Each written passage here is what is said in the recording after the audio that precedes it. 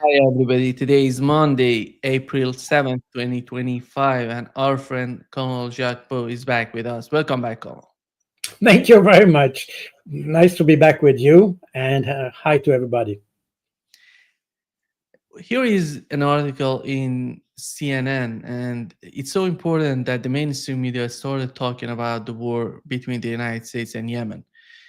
Here, the article says that the cost of U.S. military offensive against Houthis nears $1 billion with limited impact. Do you think that if the mainstream media start talking about what's going on between the United States and Yemen would put pressure on Donald Trump and the way that he's behaving, or he's gonna go to the I don't know if you saw that they're sending more weapons. It seems that they're gonna I don't know they're gonna put troops on the ground in Yemen, which by how do you find the situation right now? Well, regarding the situation in the media, my feeling is that as we see today, we see that both in the United States and in Europe, people are a little bit upset at Donald Trump because of tariffs and all that. And in Europe, I mean, in the US, obviously they elected Donald Trump, so probably they're happy having the policy that developed by Donald Trump and his team. In Europe, Donald Trump is not a beloved president, was not during the first mandate, and is not today. Remember that all the governments that were in place in during the first mandate are almost the same today. I mean, they are not exactly the same persons, but basically you have the same political uh, context, if you want, and therefore they are not very keen to support Donald Trump. And because of the relation between Donald Trump and Russia, because of the tariffs policy and all that, I feel that a lot of media are pointing at the contradictions within the Trump administration and within a Trump policy. That's my feeling. Uh, Obviously, Trump came with the idea of changing U.S. foreign policy. It was the idea of having peace in the Middle East, peace in Russia or in Ukraine, in order to focus on China. China is obviously a bipartisan issue in the U.S. Everybody agrees that China is the competitor, and this has to be handled harshly. Now, the problem is that peace in the Middle East has not been achieved, and peace in Ukraine neither. Of course, the everybody agrees that the idea of making peace in 24 hours in Ukraine was kind of you know is just a way of saying things, but it's obviously not. It had not a profound significance. But even the 120 days that were mentioned at some point will probably not be reached in Ukraine. And in the Middle East, the Trump administration managed to have Benjamin Netanyahu agreeing for the ceasefire in January. But we have seen that the ceasefire was short lived. In fact, very quickly, the Israelis came to the the trade as usual, if you want. So they don't respect their agreements. And that prompted the reaction from the Houthis, by the way. But basically, we don't have a very different approach from what the Biden administration did.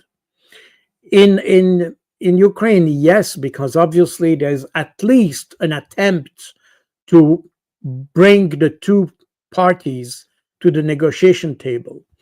It's not very successful, but at least there's an attempt. So there is a change there. But what regards the Middle East, we have absolutely no change. The Trump administration is still providing weapons to the Israeli government. They are striking the Houthis again. And we know already from the Biden time that the striking the Houthis bring absolutely no result. And even Joe Biden himself confessed that the strikes against Yemen brought no result. It just kills people, but that's not that has no operational effectiveness. And now Donald Trump does the same, and it's even worse because apparently in the last round of strikes he targeted a civilian assembly of individuals. So we see that the U.S. is short of targets in Yemen, and therefore they start to shoot everywhere. That reminds me what we had just after the 11th of September 2001, on the 12th of September, where you had an emergency meeting in Washington to study possible responses against Afghanistan. And that was with Donald Rumsfeld, if I'm not wrong. And when Donald Rumsfeld mentioned the possibility of striking Afghanistan, the guy who was responsible for the Air Force operations said, well, we don't have enough targets in Afghanistan. And so Donald Rumsfeld responded, no problem, just strike Iraq. And I think we are a little bit in the same kind of problem here, that we see that the actions of Israel prompt a reaction from some countries, but we have absolutely no other way to respond to that than striking with Air Force. And again, we are back to the situation which is quite similar to the situation we have in Ukraine, that the role of diplomacy has been totally forgotten. There's absolutely no way we can address a problem just as we did before, using diplomacy. We don't have the channels for that. Those channels have been destroyed since a long time. And we are not prepared for that mentally. As soon as something doesn't go exactly as we want, we just bomb them. And that's exactly what, in fact, triggered the terrorist attacks of the Islamic State in Europe, because Europeans who were not involved in Iraq before and in Syria started unexpectedly in 2014 to be involved there, and that triggered those terrorist attacks. So we have lost this ability to first to understand where is the problem, what are the root causes of the problem, to address the problem at root cause level. And therefore, since we are not able to do that, we just strike at the surface, but we have no impact on the genesis of the situation. I mean, obviously, what we have in the Middle East, and that you can extend, we are talking about the Houthis right now, but you can extend that to what happens in Syria, what happens in Egypt, what happens in Lebanon, and all that. All that is a consequence of the policy of the Israeli state. obviously, which doesn't comply with international law. So instead of using our diplomacy to find a solution together with the Israeli government, we just give up doing that. Also, because there is a lot of pressure within a Western government preventing this kind of move. Therefore, we accept what the Israeli do, and therefore we are in a kind of a loop that leads automatically to military reaction. And I think it's very unfortunate to have that nobody is able to take distance with the conflicts and try to solve them at, at the level of the root cause. The consequences, probably, as some have predicted, um, I don't know when, I don't know how, I don't know if, but some have predicted that if we continue on that path, that will lead to the destruction of Israel. And maybe this is the solution, I don't know. But if you have an international legal system that rules the world as it did since 1945, and suddenly you have within that group someone who doesn't want to abide by the rules, tries to have its own life within the system, then of course, either it triggers a world war, as it may, or the maverick should be discarded. You see? And that's probably what we have. Again, if the Israelis don't realize that themselves, probably others have to make them, Israel, realize this. And the Houthis are part of this. I mean, the Houthis, in fact, even if I disagree with the way they do it, because I'm personally against unilateral sanctions and embargoes and things like this, because I think it brings nothing. Nevertheless, that's the way the Houthis are trying to implement an international obligation, by the way, which is the responsibility to protect. And nota bene, the Houthis are doing that, but every single country in the world should basically be committed in the responsibility to protect a population. And that's where we have this problem. The Houthis seem to be the maverick in that case, but in reality, they are applying international law to some extent, because firing missiles at ships is probably not exactly international military law, but they don't have other means to do that. When the Americans do that with the US Navy, nobody complains, of course, but they are doing exactly the same thing with other means. But the issue would be that if the West, the US in particular, would try to have some kind of leverage on the Israeli government, probably the Houthis would not need to shoot their missiles, because we know exactly why they do that. And that's their reason has been said loud and clear. So again,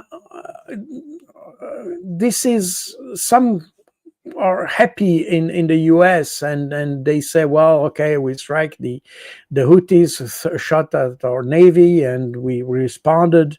And I understand that the American response to a missile strike on their ships. This is the response is logic. The problem is not so much the fact that they respond to that, but the problem is the logic behind this that is not adequate. And I expected personally that the Trump administration would start tackling the issue in the Middle East from a different angle as the US did before. But the reality is that Trump has found no other way to use exactly the same tools as the Biden administration. So we are back to square one, basically. Yeah. Colonel, the case of Iran, it seems that getting much more serious as everybody's talking right now. You, you can see the mainstream media, the alternative media. Most of the analysts believe that the United States is preparing to attack Iran. And do you think that many people are arguing that this is a nation-ending operation, that the United States goes and bomb everything and put an end to the government in Iran and change everything? Is there anything in history that would point that would see that this sort of operation could achieve the goals that the Trump administration has in its mind? Because when you look at the way that you look at Iraq, Afghanistan, Libya, the list goes on, and you don't see any sort of Afghanistan after 20 years. They they captured Afghanistan and they delivered it to Taliban again, and they left Afghanistan. And when we talk about Iran, Iran is not Iraq, it's not Afghanistan. They know how powerful Iran is, but do you see that coming? And what would be the outcome of that sort of attack on Iran? Well, there are different considerations here. First of all, as you said, Iran is a country that has centuries of existence, which is not the case of Iraq, which is not the case of Syria, which is not the case of Lebanon, which is in essence not even Israel, by the way, which in essence are new countries. They were created after World War One. I mean, they're probably maximum 100 years ago, because they are 100 years old, because this is the result of the dismantling of the Ottoman Empire. And therefore, all these countries are new. And you can see that, especially when you see the borders issue between, for instance, Lebanon and Syria. Within Syria itself, the different communities that have been splitted by political decisions, essentially. The creation of Jordan, which is totally artificial, and Israel as well, by the way. So all these nations are very new, and therefore they have let's say an essential their fragility. They are fragile in themselves, if you want. Iran is very different because it has kept the same shape since centuries. It's composed also by different entities. You may have some entities that would like to be independent or autonomous, and you probably know that better than me.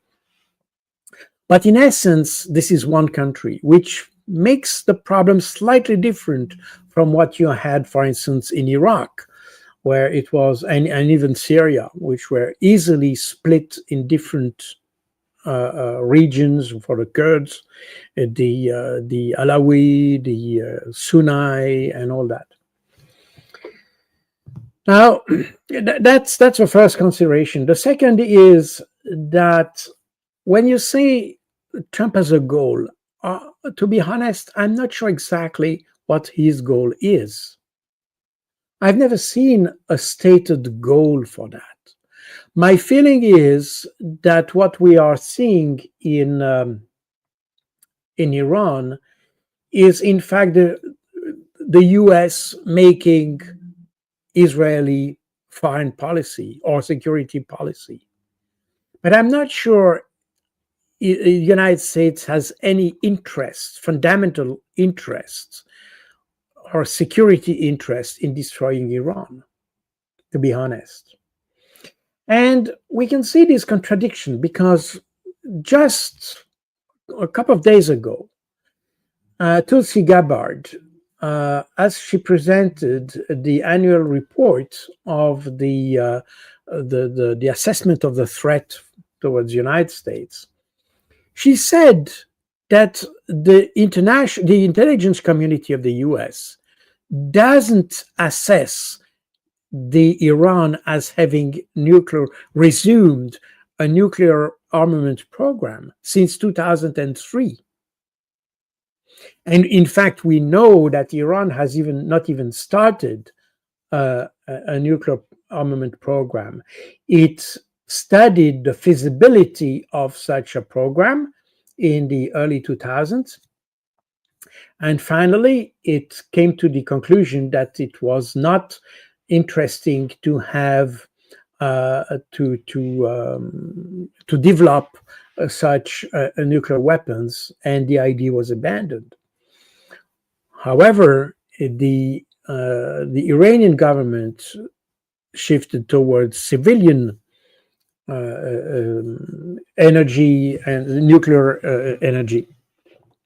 And they have a capability of enrichment, and it's a part of the trade of Iran, by the way. They sell enriched uranium for a purpose to other countries. That's the reason why they have this enrichment capacity that they developed. Whether it could help developing a nuclear weapon, I don't know, maybe. But what we know from the US intelligence community is that for now, there is no nuclear armament program in Iran. Therefore, why should we start bombing Iran? What's the point? We have declared by having this change in Syria that the supply lines towards Hezbollah were cut. I'm not sure they are, by the way, but basically they are severed. That's for sure. But in any case, we don't see exactly what is the purpose of bombing Iran. Destroying the country seems to me, and if it's the question you're asking, seems to me impossible. Even if by destroying the institutions, we may probably help the Baluch in the south to have some kind of autonomy or maybe independence or things like that. But the essence of Iran will not be destroyed like this. I don't think so. And so I don't see exactly what the Americans try to achieve with that, to be honest. And that's also something we can see with the West at large. They have waged war in Afghanistan, in Iraq, and in Syria, and all that. We don't see exactly what were the objectives of that.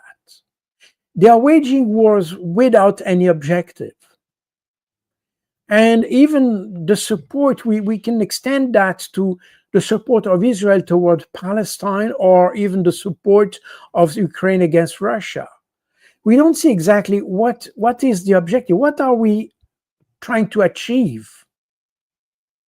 With Ukraine, we see that we are not achieving anything concrete. I mean, we supply weapons. We certainly help Ukraine to fight further. But does it help really Ukraine? Is fighting a goal in itself? It's a question. And when you go to Palestine,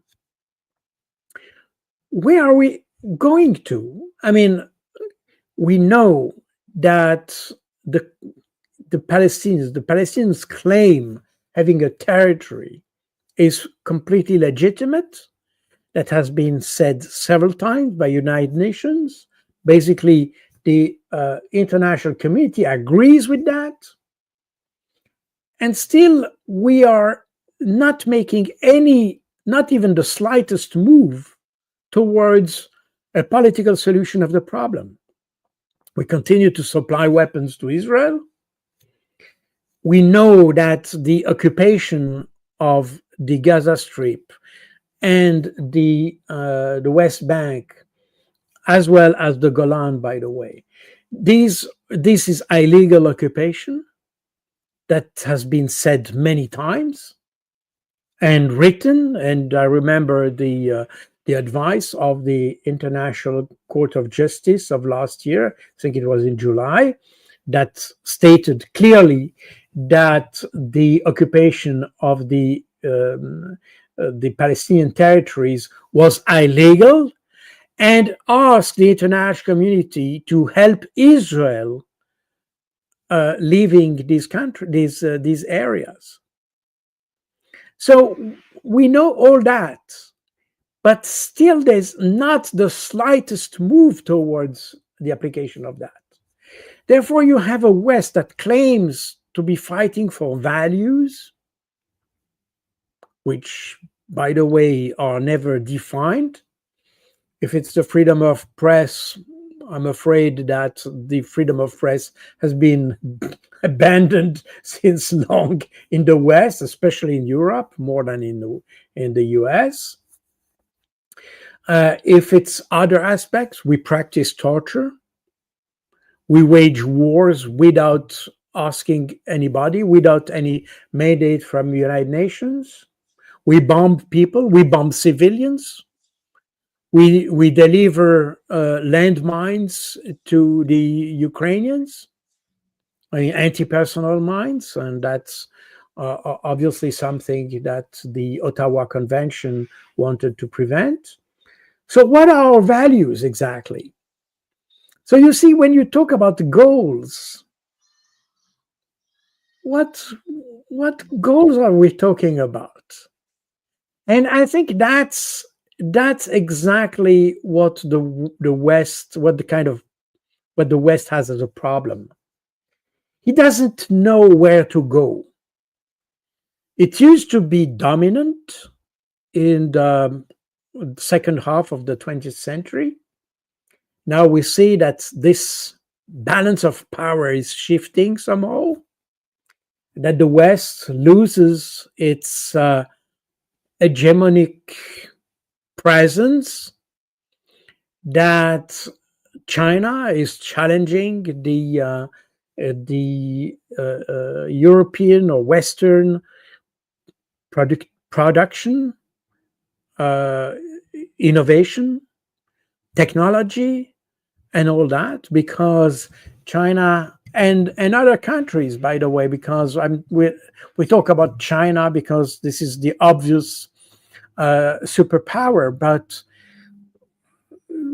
right behind China we have India.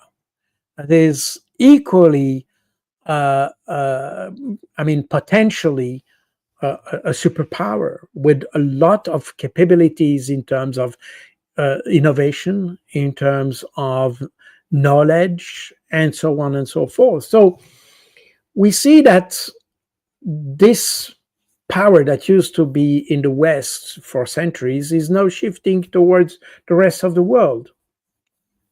And still, the West has no answer to that. They are still in this idea that they are dominant. And this is exemplified by the way Donald Trump plays with these tariffs. You see, it's almost as if the US were indispensable for the rest of the world. But in reality, the rest of the world can live very quietly without the US. And that's probably what is missing in the calculus of the new administration there. Because it's fine to have this idea that you want to reshore industry and production capabilities within the US. And if they can achieve that, that's fine. But that will be done at a cost that will be borne by the US consumer. And I'm not sure it will improve the situation. Because when you say we want to put tariff on EVs, for instance, fine. But, and then you reshore EV production and you oblige um, US manufacturers or even European manufacturers to produce their EVs in the US. Perfect. But then when you start to have the components of these EVs, such as semiconductors, batteries, and all that come from China, meaning that basically you are not solving the problem, because the reason why this production was outsourced to China and other countries, it's because it was less expensive. If you reshore that, that will be expensive. And that will even more expensive that you are putting tariffs on the components of those vehicles. So we see that the US behave as probably it could have behaved in the late 50s or the 60s of last century, when they were the only producer in the world. Therefore, you could decide, well, okay, we produce that, and basically, since we are the only big market available, the only big producers, then we rule the world. But today, it's not exactly the case. There is a world outside the US and outside Europe, which is very strong, very capable, and that evolves extremely quickly. And even more quickly that they see that the protectionist behavior of the West is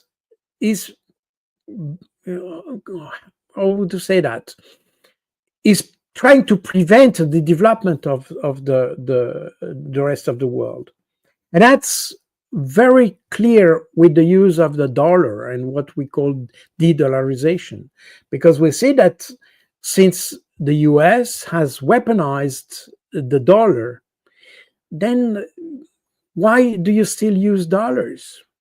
Because 100 years ago, but probably 70 years ago, the dollar was an asset, was something that was reinsuring, that because it was related to the power of the United States, which seemed quite strong and for a long time. But today, having dollars means vulnerability. It means vulnerability towards the decisions that are taken in Washington, D.C. And these decisions may change from one year to another, because at the end of the day, it depends on who sits in the Oval Office. And therefore, you cannot make your whole economy and your whole sovereignty, I would even say, in the hand of someone who may change his mood every second day. And therefore, you need to have stability. And to achieve this stability, you want to have partners that are stable and that have a stable decision making, that are predictable, because your economy requires this predictability in order to be to adjust development strategies, production strategies, and all that.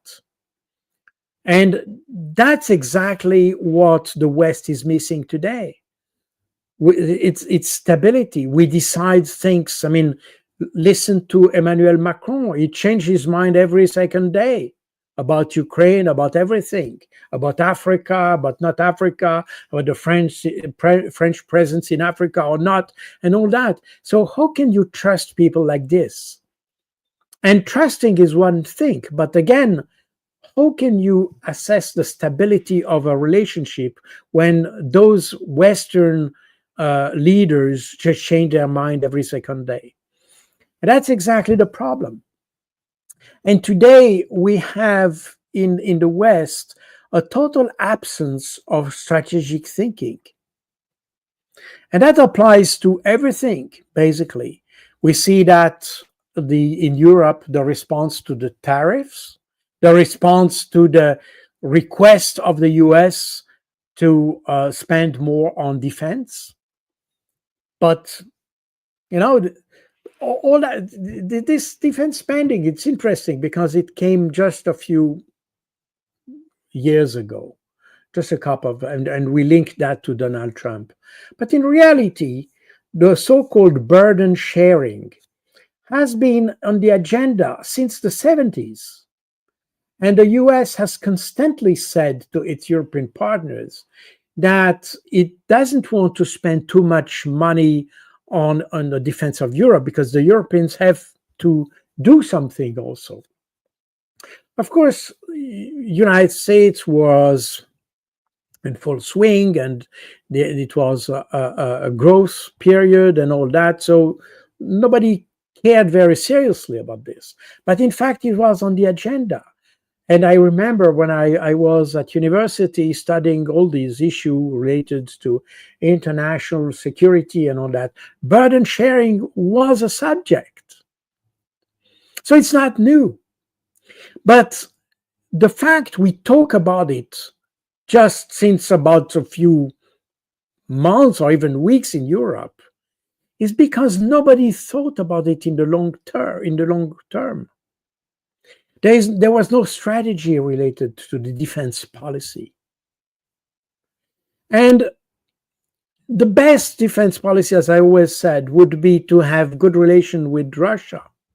But again, here, you see that there is no strategy. We decided from one day to another that we have to cut relationship with Russia. And therefore, the whole pyramid crumbles, including defense. Why didn't we need a strong defense in Europe in the late, I mean, since 2000, 1990 to now, in fact? It's because, in fact, we were at peace in Europe, and we didn't need to have. Nobody felt like having a threat, and therefore nobody felt the need to have a strong armed forces, and nobody felt the priority or prioritizing defense policy because we were at peace. And even in countries such as my country, Switzerland, it was even a serious question. I mean, we had several attempts to have a referendum to just abolish the armed forces because some people didn't find any need for having an armed forces in Switzerland. Eventually, we kept one, and that's fine. But just to say that during the Cold War, nobody felt like abandoning having an army. But suddenly, after the Cold War, people said, well, what's the point? And that's the reason why we had all these reductions. So, meaning that we had to respond to a situation. But since we changed suddenly, very suddenly, our approach towards Russia, suddenly we have an enemy. And even a strong enemy, because early March, I mean, 1 month ago, Emmanuel Macron said that Russia was about to attack Europe. I mean, where did he get the information from? How can he say something like this? It remains a mystery to me. But the fact of the matter is that he said that there is a threat. But we see that this comes suddenly without any real strategic thinking, without saying what should we prioritize. And that comes exactly at a point where we have very serious economic challenges, because that comes exactly at the same time that we have suddenly those tariffs coming from the United States, disrupting, by the way, the consensus that you had within NATO at the same time. And we see that today the Western community is totally split when it comes to the relations with Russia, when it comes to the sustaining or not the war in Ukraine, uh, in terms of how to respond to the US, in terms of how to respond or to act towards China. We see that we are in a complete, in a kind of a void, an intellectual and strategic void in Europe. And that's what is my main concern. Nobody has a vision about what is to come back to your question, because initially we started from the Middle East and Iran, but we see that nobody has a clear vision of what should happen there. I mean, essentially, the best approach would be just to stop all these type of threats and saying that we want to bomb and strike everybody, try to resume diplomatic contacts, try to have normal relationship. That's the best way to achieve security. But again, to come back to your question regarding Iran, my feeling is that the West, and the US in particular, are in that respect applying Israeli foreign policy. The Israelis don't have a real foreign policy, in fact. They have basically a security policy which is based on kind of aggressive stance towards its neighbors. And towards Iran, the only thing that they want to achieve is to have the US deeply committed in the Middle East. And that's a constant a policy, I would say, from the Israeli governments since the late 50s, in fact. The Israeli governments have always tried to have the US committed, physically committed in the Middle East. So we are a little bit there. And the bottom line is that the question you ask is very hard to answer because it cannot be substantiated. I mean, the answer cannot be substantiated rationally. We are in an emotional or irrational type of thinking. We are not in clear strategies that are elaborated with clear objectives, and we don't know exactly what we want to achieve. Therefore, it's very hard to answer your question. My feeling is that the US has not yet understood the whole implications of this conflict. I mean, he didn't understand the Ukrainian conflict, and that's a reason why all the negotiation processes stalled in the moment. They didn't understand exactly what was at stake in Palestine. And we see that they try to fix problems without exactly understanding what's the real nature of the problem. And my feeling is that with Iran is a little bit like this. So we are into something which cannot be explained rationally, but is just the result of kind of emotional reaction to solicitation of some individuals or groups or lobbies. I mean, therefore, it's very hard to answer your question. But I would say it would be a great mistake from the US to start a war with Iran, because Iran has shown the capability to strike Israel and the ability of bypassing Israel defenses. So certainly that Israel can probably harm Iran, and the US can probably harm Iran. But that could mean the end of Israel.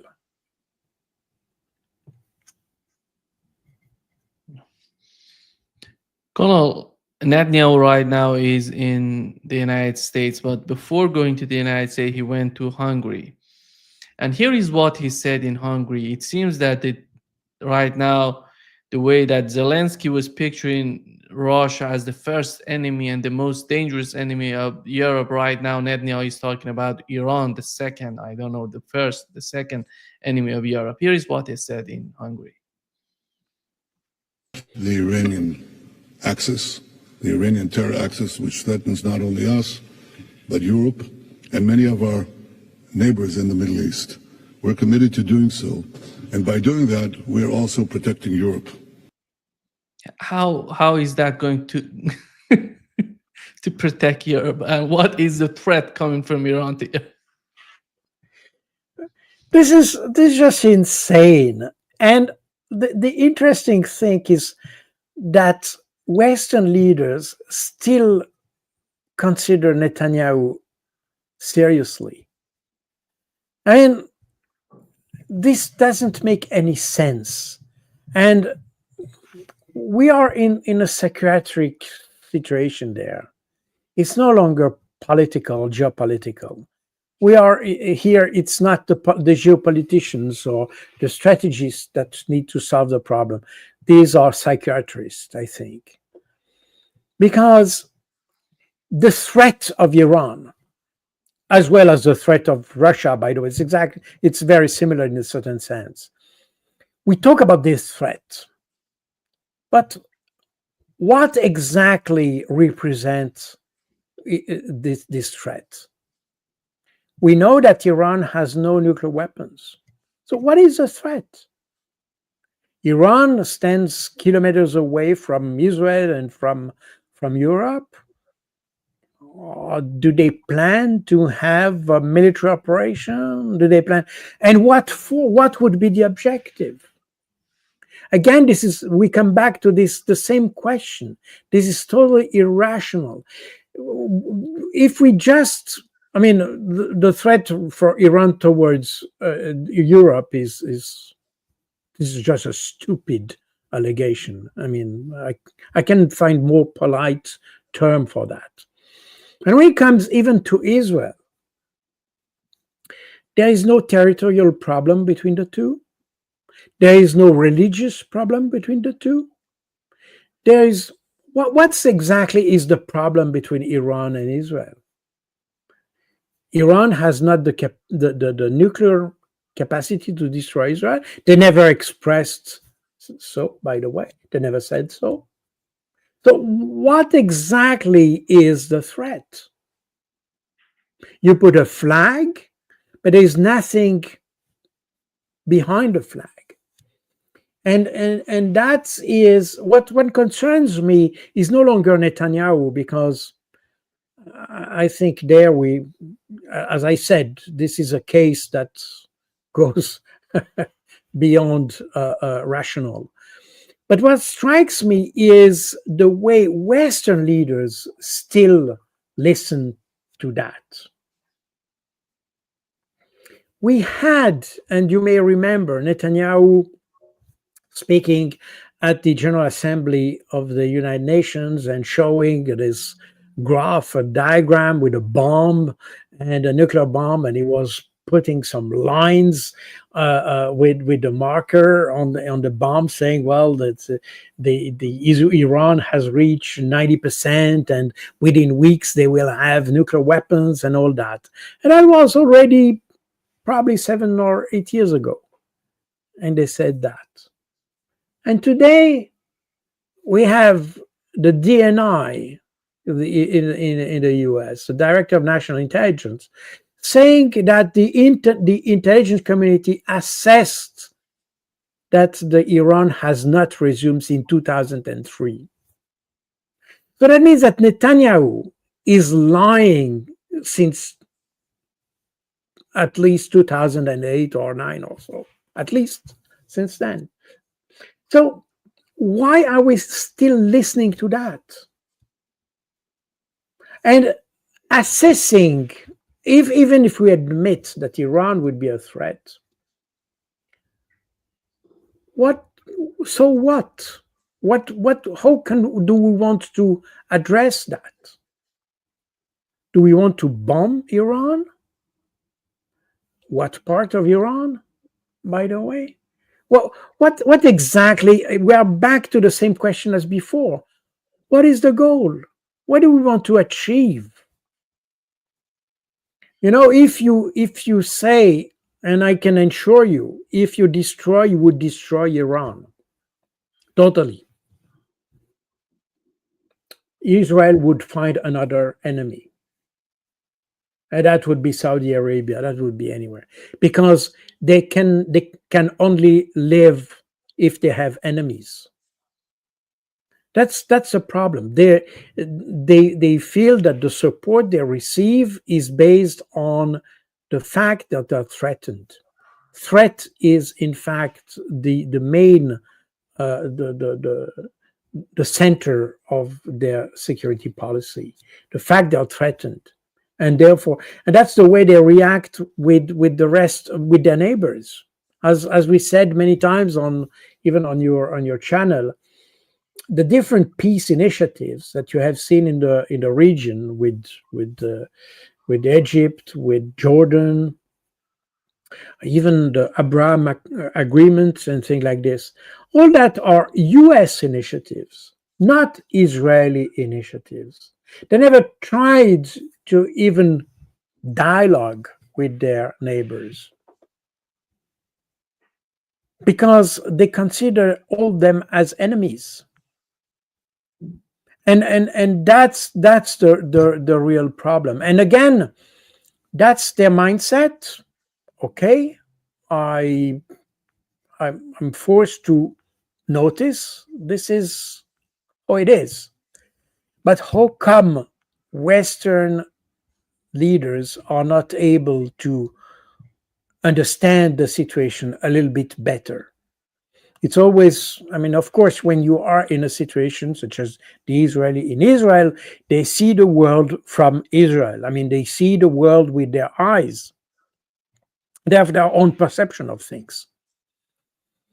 But today, we can assume that the rest of the world has the ability to have another perception of things and could help Israel having a better understanding of what they of the world, and the support that Israel could receive from the West, in fact, is not depending on the threat towards Israel. Regardless of the threat, Western countries would help Israel. So why is this permanent need of having an enemy somewhere to fight against?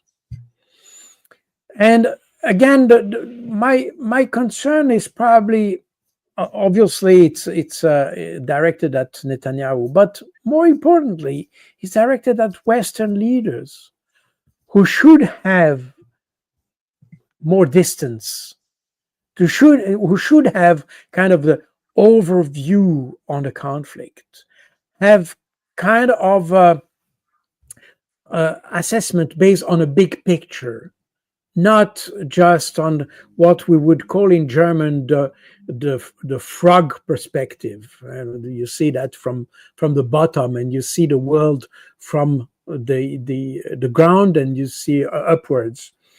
And obviously, every country has its own frog perspective, but and that's the same what I've said many times as regard the Ukrainian conflict. We in the West have the privilege of being outside of the conflict, having the ability of looking at the conflict at a distance, meaning that we should have the ability to, as on the football field, you should be able to see where the mistake is done by one party or the other, and to be able to cope with those mistakes or to address those mistakes on both sides, not to take side on the conflict.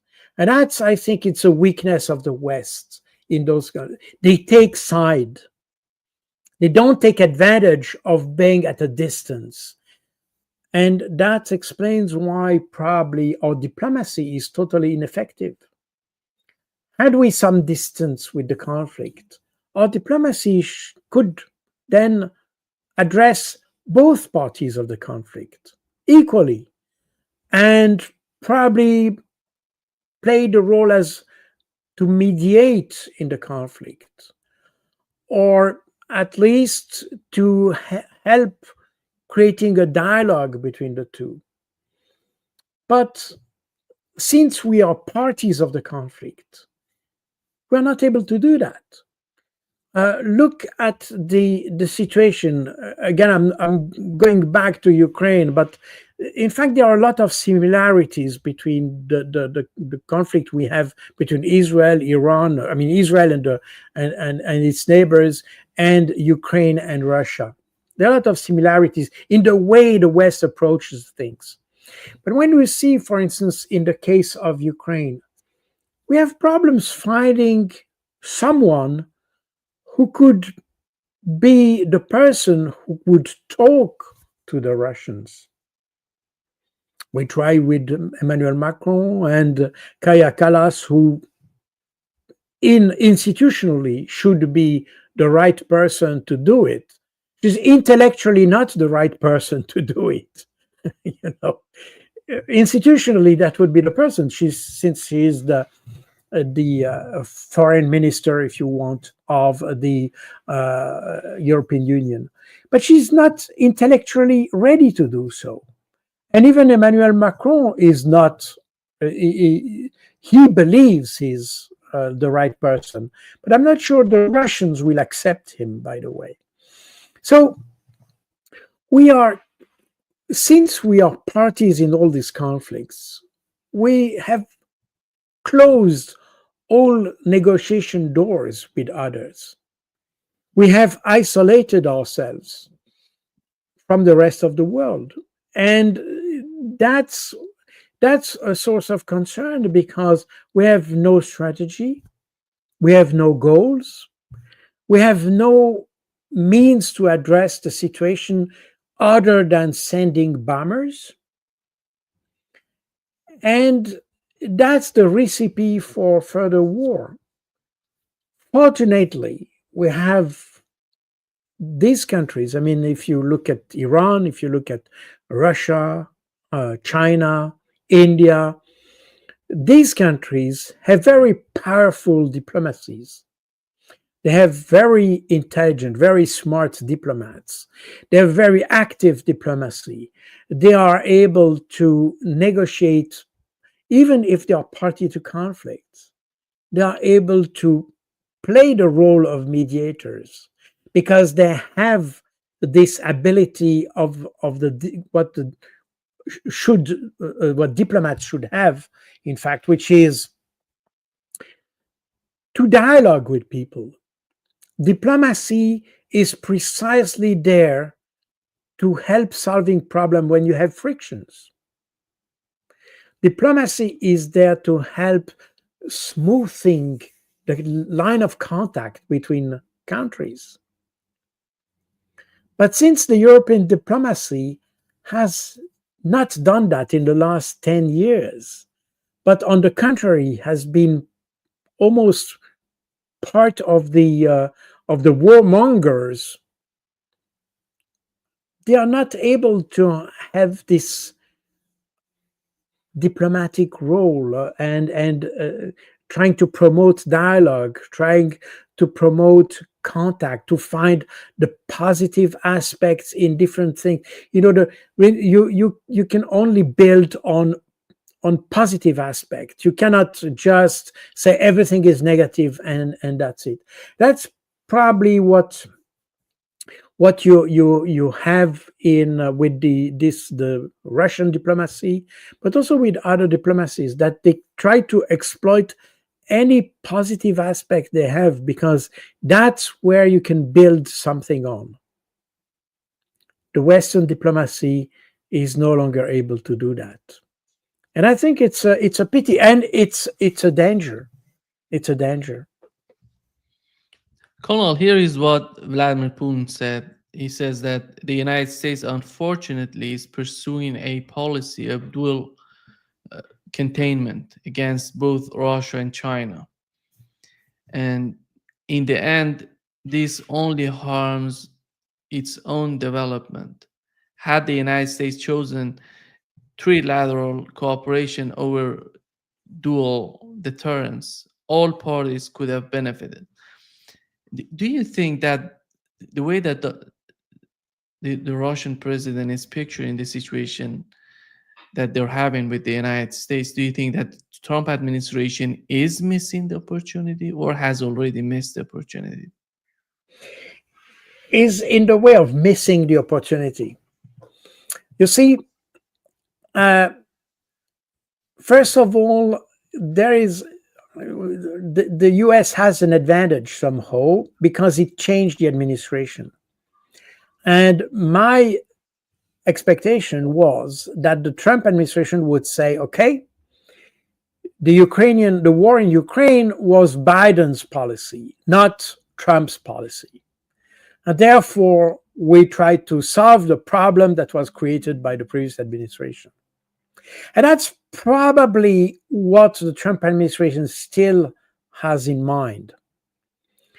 They don't consider that as their conflict. That's why they are not afraid of a defeat, because that would be the defeat of Biden. The problem is that since they haven't found the right response to this complex situation, slowly they are becoming this is becoming their conflict as well. Had they achieved a positive result very quickly, but that was not the case because Keith Kellogg had no understanding of the conflict. In fact, he had solutions without understanding the conflict. As a result, the Trump response was delayed, and the more it's delayed, the more it will be Trump's conflict as it was Biden's conflict. And therefore, the Trump administration will not be able, it will not have the same freedom. Because if you say that's the problem of my predecessor, then you have all the freedom to solve it. Once it's your problem, once you created some, you create some complications within the problem, then it is more difficult to distance yourself from the problem. And that's a little bit where they are. With China, it's obvious that China is an obsession from the US.